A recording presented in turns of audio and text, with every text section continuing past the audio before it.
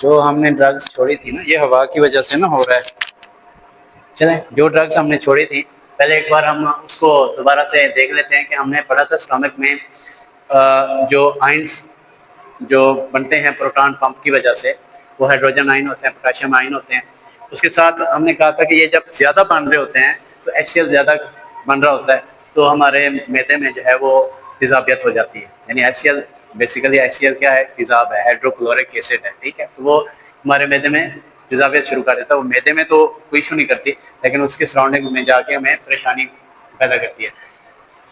उसके साथ हमने पढ़ा था मास्ट सेल्स के अंदर जो हिस्टामिन भी होते हैं और प्रोस्टाग्लैंडिन भी होते हैं, वो भी हम आगे जाके पढ़ेंगे। हम इसको शुरू करते हैं। मेप्राजोल का आपको पता है, बड़ी मशहूर दवाई है। अब तो बच्चे बच्चे को पता है, क्योंकि हम जब से मिसालें खानी शुरू किया है ना हमने असल चीज़ है, हम चस्के के आदी हैं, पाकिस्तानी और अरेबियन, यानी आप बरे आज़म एशिया को कह सकते हो कि चस्के के आदी हैं। तो हम उस चस्के के चक्कर में ना अपना जो बैलेंस है वो ख़राब कर बैठते हैं। उस चस्के के चक्कर में हम अजीब व गरीब मिसाला जात यूज़ करते हैं, फिर हमारे अंदर ये वाले मसले बनते हैं। तो मेप्राजोल बहुत ज़्यादा चलने वाली ड्रग है, ख़ास करके हमारे पाकिस्तान में, और इसकी वजह से भी कई कई मसले बन रहे हैं, जिन्हें मैं कहता नहीं हूँ वीडियो बन रही है। अच्छा जी, तो omeprazole is proton pump inhibitor drug use to treat peptic ulcer. यानी प्रोटॉन पंप इनहिबिटर से हमें ये समझ आ गई कि यहाँ पर जो हाइड्रोजन और पोटेशियम आयंस धड़ बन रहे हैं, उनको ये क्या करती है, रोक लेती है। इनहिबिटर है। इनहिबिटर कौन सा होता है, जो रोक लेता है आपको। इसकी फार्माकोकाइनेटिक्स आपने वही वाली लिखनी है, जैसे भी well absorb in the body, well distributed, और वो मेटाबोलाइज्ड और सारा कुछ वो आपने। लेकिन लिखने के बाद आपने फार्माकोडायनामिक्स, जिसको मैंने मोड ऑफ एक्शन लिखा, जगह की तंगी की वजह से मैंने कहा कि ये चारों दवाइयाँ आ जाएं। हाइड्रोजन पोटेशियम जो आयंस हैं, या इनको कहा जाता है हाइड्रोजन पोटेशियम एटीपेस। एटीपेस कहा जाता है। पंप, यानी ये पंप होता है जो इनको बना रहा होता है, जब बना रहा होता है, are present along the mucosal membrane of stomach. जो हमने मैदा बनाया था जब, तो हमने कहा था कि इसकी कितनी दीवारें होती हैं, 4। जो अंदर वाली होती है वो कौन सी होती है, म्यूकोजल। तो म्यूकोजल मेम्ब्रेन के अंदर ये प्रेजेंट होते हैं। अब क्या होता है, ये क्या करते हैं, दैट जनरेट हाइड्रोजन आयंस। ये हाइड्रोजन आयंस को जनरेट कर रहे होते हैं, बना रहे होते हैं। Omeprazole irreversibly block this hydrogen potassium ATPase pump. Irreversibly, देखे ना, एक वर्ड आ रहा होता है वहां पे, एक बात समझ आ रही होती है कि ये इरिवर्सिबली उनको ब्लॉक कर देता है। उनको ब्लॉक कर देता है जब तक आपके अंदर दवाई का असर है, चाहे वो 2 दिन है, 4 दिन है, 5 दिन है, 10 दिन है, या 4 घंटे है, तब तक वो इनको क्या कर देता है, ब्लॉक कर देता है। किसको, ये जो हाइड्रोजन पोटेशियम एटीपेस पंप है, ठीक है। जब इसको ब्लॉक कर देता है तो ये हाइड्रोजन पोटेशियम बनना बंद हो जाता है, हाइड्रोजन आयन बनना बंद हो जाते हैं। As a result there is decrease production of hydrogen ions as well as HCl। सारी बात है, हाइड्रोजन ज्यादा नहीं बन रहा होगा तो वो क्लोराइड के साथ मिलकर HCl नहीं बना रहा होगा। ठीक हो गया। तो इसके यूजेस में दोनों ही हैं, to treat peptic ulcer, duodenal ulcer, और इसकी जो ADR है, वॉमिटिंग, डायरिया, हेडेक, ये 2-3 चीजें आप लिख दिया करो। उसके बाद मीजोप्रोस्टोल। मीजोप्रोस्टोल को आप जानती हैं, नहीं सुना? ब्रेकी को जानती हैं, टैबलेट ब्रेकी का नाम सुना? अब आपको पता है। मैं यही बात कहता हूं कि आप लोग ये वाली नाम याद रखें। आप लोग ये जो आपके ब्रांड नेम है उनको याद ना रखें। ब्रांड नेम को हम जब याद रखते हैं तो फिर क्या होता है, फिर हमें ये होता है कि हमें उसका जो जेनेरिक नेम है वो याद नहीं रहता, फिर हमें परेशानी होती है। आप जेनेरिक नेम आपको याद है, आप अमेरिका से ऑस्ट्रेलिया, न्यूजीलैंड और जापान तक चले जाओ, आपको कोई इश्यू नहीं है। आपको जेनेरिक नेम आना चाहिए, मेप्राजोल, मीजोप्रोस्टोल या फिर सुक्रालसेट, तो आपको दवाई मिल जाएगी। ठीक है। तो ये क्या है, is prostaglandin analogue used to treat peptic ulcer. Analogue का बेटे मैंने बताया था कि के जैसा, ठीक है। अब कहते हैं ना कि कोई बच्चा हो या बच्ची हो, वो कहते हैं ये बिल्कुल बाप के जैसा है, तो वो बाप का एनालॉग है, ठीक है। अच्छा, अब होता क्या है कि ये प्रोस्टाग्लैंडिन क्या है, प्रोस्टाग्लैंडिन आपको पता है कि इन्फ्लेमेटरी मेडिएटर है। तो ये क्या करते हैं, ये एलर्जी काज करते हैं, आपके स्वेलिंग काज करते हैं। तो वो जो स्वेलिंग है उसको रोकने के लिए हम मीजोप्रोस्टोल यूज करते हैं। वैसे मीजोप्रोस्टोल का यूज आपको बता देता हूँ शाजिया। मीजोप्रोस्टोल का यूज ये है कि जब प्रेग्नेंट खातून होती है, वो अपना डिलीवरी कराने के लिए गई होती है, तो यूट्रस की कॉन्ट्रैक्शन कॉन्ट्रैक्शन कहते हैं वो जो दर्दें आ रही होती हैं, आपको तो इसका अंदाजा होगा, आपने माशाल्लाह 2 बच्चों को जन्म दिया, वो जो दर्दें आ रही होती हैं ना, थोड़ी सी देर आती हैं फिर रुक जाती हैं फिर आती हैं, उसको कॉन्ट्रैक्शन कहते हैं। यूट्रस जो है वो कॉन्ट्रैक्ट कर रही होती है, जैसे जैसे कॉन्ट्रैक्ट करती है वैसे वैसे आपका जो वेजाइनल कैनाल का रास्ता है वो खुल जाता है। उस रास्ता खुलने से क्या होता है कि बच्चे के आने का रास्ता बन रहा होता है। अच्छा, होता क्या है कि जब आपको यूट्राइन कॉन्ट्रैक्शन करवा दी जाती हैं, आपका डिलीवरी हो जाती है, फिर क्या करते हैं, फिर दोबारा से ये वाली दवाई पर वेजाइनल एंटर करते हैं और फिर क्या होता है, दोबारा से यूट्रस कॉन्ट्रैक्ट करती है, कॉन्ट्रैक्ट करने के बाद उसके अंदर जितना भी ब्लड शलड होता है वो निकाल देती है, उसके बाद ब्लीडिंग रुक जाती है। तो हम मैदे में इसका क्या यूज है ये अब हम पढ़ेंगे, क्योंकि हम अभी गायनी में इसको नहीं पढ़ रहे, हम मैदे में पढ़ रहे हैं। मोड ऑफ एक्शन है जी, this drug binds with prostaglandin receptor जो कि प्रेजेंट होते हैं पैरेटल सेल्स ऑफ स्टमक में, and inhibit acid secretion by increasing bicarbonates and mucus production in stomach।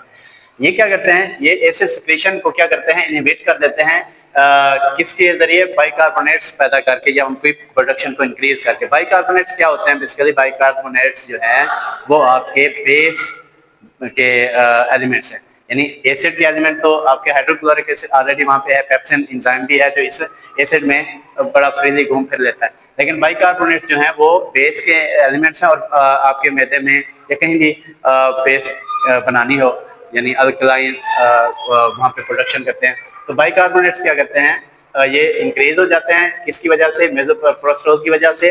और क्या होता है, म्यूकस प्रोडक्शन इंक्रीज हो जाती है, तो वहाँ जहाँ पे जलन हो रही होती है, जहाँ पे तेजाब ज्यादा हो रहा होता है, तेजाब और एसिड मिलके उसको तेजाबियत को कम कर देता है एसिड जाके, ठीक है। एसिड में क्या होता है, बाइकार्बोनेट्स होते हैं। यूजेस इसके सेम है। एडीआर में इसका यूट्राइन कॉन्ट्रैक्शन है जो मैंने अभी आपको जिक्र कर दिया है। इसका ये है तरीकाकार कि आपके पास पेशेंट आता है, कल्पना आप अपने स्टोर पे बैठ के प्रैक्टिस करते हैं, आपके पास पेशेंट आता है, दो तरह के पेशेंट होते हैं, एक प्रेग्नेंट है उसको तो आपने देना ही नहीं देना, बिल्कुल नहीं देना, चाहे उसके मैदे को जो मर्जी हो जाए, बाकी सारी दवाइयाँ दे दें, ये नहीं देना। उसके बाद अगर न्यूली मैरिड आ गई खातून या कोई खातून ऐसी आ गई जो मैरिड है और उसको पता नहीं है, बसाव का पहले दूसरे महीने पता ही नहीं चलता, जो मैरिड खवातीन होती है उनको नहीं पता होता कि हमें क्या प्रेगनेंसी है। और उसका क्या होता है कि उसमें एक केस ऐसा मेरे पास टूथ आया था, तो मैंने जब उसकी हिस्ट्री ली तो मैंने कहा आपको प्रेगनेंसी है, तो कहती नहीं मुझे तो नहीं है। मैंने कहा नहीं आप पहले चेक करवाया, तो उन्होंने चेक करवाया तो उनको वाकई प्रेगनेंसी थी। तो ऐसा होता है, खवातीन जो मैरिड होती हैं उनको ये पता नहीं होता, तो आपने उनका कंफर्म करके फिर ये वाली दवाई देनी है। दूसरी बात, ये दवाई आप अगर यूज कराएंगे तो इसके एलर्जिक रिएक्शन भी सामने आएंगे, क्योंकि प्रोस्टाग्लैंडिन को आप क्या कर रहे हो, प्रोस्टाग्लैंडिन का एनालॉग दे रहे हो या प्रोस्टाग्लैंडिन को आप इंक्रीज कर रहे हो कहाँ पे, स्टमक में।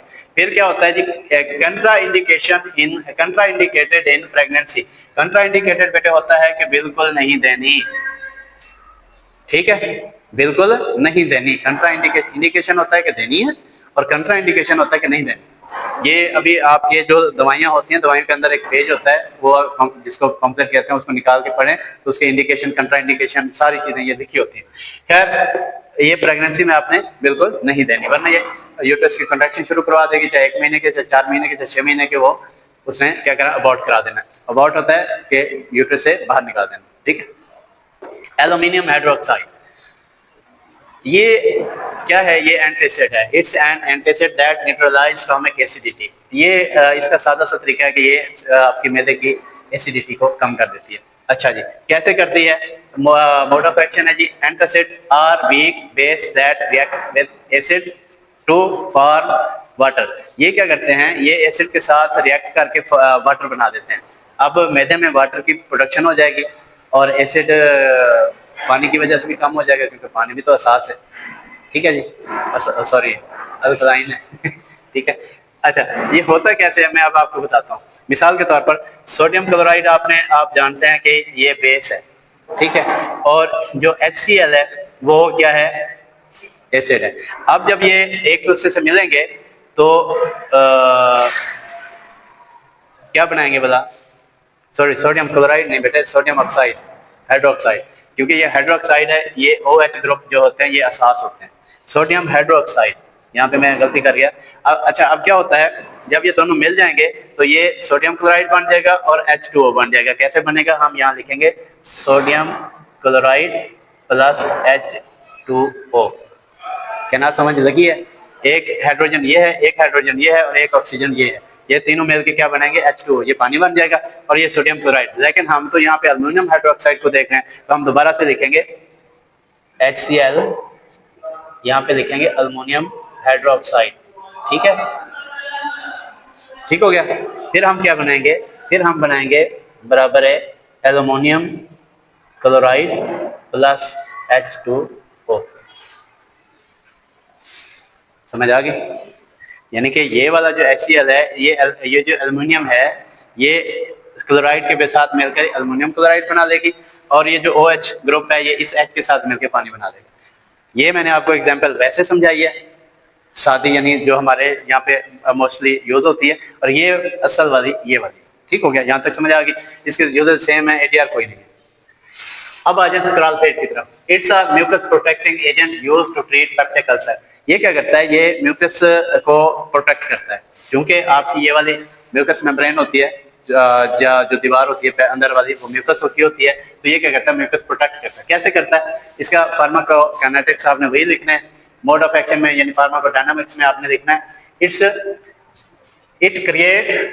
लिखा हुआ है, ये एस करना है। It create a barrier that inhibits diffusion of HCl from stomach into body। अब ये क्या करता है, ये एक बैरियर बनाता है, क्रिएट मीन बनाना, बैरियर बनाता है कहाँ पर, वो बैरियर क्या करता है, वो HCl की डिफ्यूजन को मैदे से बॉडी में जाने से बचाता है। पहला काम ये करता है। दूसरा काम क्या करता है, it prevent pepsin from degradation of bicarbonates. अब ये पेप्सिन को क्या करता है, प्रिवेंट करता है, कहाँ से, कि वो इनको जो बाइकार्बोनेट हैं, जो हमारे अल्कलाइन है या बेस है, इसको यानी इसकी डिग्रेडेशन करने से पेप्सिन को रोकता है। ठीक हो गया। तीसरा काम क्या करता है, it also stimulates release of prostaglandins to increase bicarbonate production. पहला काम क्या है, ये एक बैरियर क्रिएट करता है जो HCl की डिफ्यूजन नहीं होने देता बॉडी में। दूसरा काम क्या करता है, ये पेप्सिन को प्रिवेंट करता है कि बाइकार्बोनेट को ना छेड़, ना इसको तोड़, ना इसको मार। तीसरा काम क्या करता है कि ये प्रोस्टाग्लैंडिन को भी स्टिमुलेट करता है ताकि जो बाइकार्बोनेट्स हैं वो ज्यादा से ज्यादा प्रोड्यूस हों। इसके यूजेस भी सेम है, ATR कोई। ठीक हो गया बेटे? तो देखें, अगर टाइम देखें, हम 20 मिनट पे फ्री हुए हैं।